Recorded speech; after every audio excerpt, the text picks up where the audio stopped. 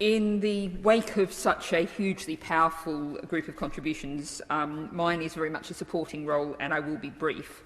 I can only endorse the contributions to the amendment of the Noble Lord Lowe and the contributions we've heard about why it's so urgent.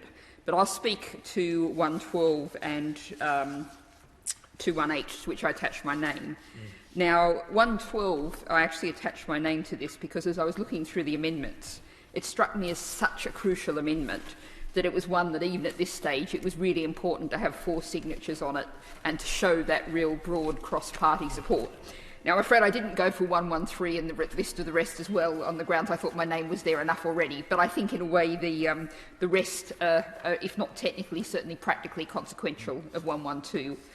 And actually, after I'd done that, I actually received a briefing from the Royal College of General Practitioners, writing also on behalf of the Royal Pharmaceutical Society and the Association of Optometrists. And I'm just going to quote one sentence from that. They say, "We think this is a classic example of where secondary care is at the centre of decision-making, while GPs and primary care are, quote, consulted." And I think that reflects what the Noble Lords with a great deal of expertise have said.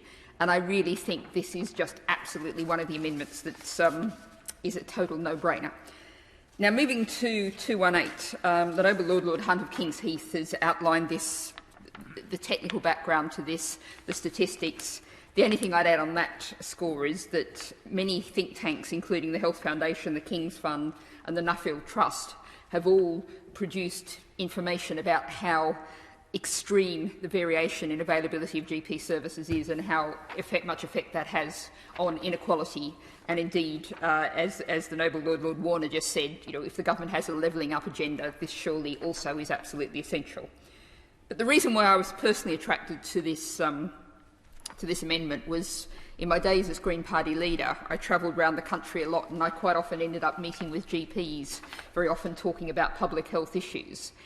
And I encountered so many desperately hard-working, utterly committed people who were exhausted and felt that they couldn't retire or they couldn't cut back their hours. They were wearing themselves to the bone because there was just going to be no one to come in to replace them. And I really felt that I needed to get up and stand up and speak for those people. And just to, I think sometimes people think about this as being in rural areas, in perhaps remote areas. In Sheffield, there was the Norfolk Park Health Centre, which nearly closed last year because after quite extraordinary efforts, they'd been unable to find an extra partner to come into this.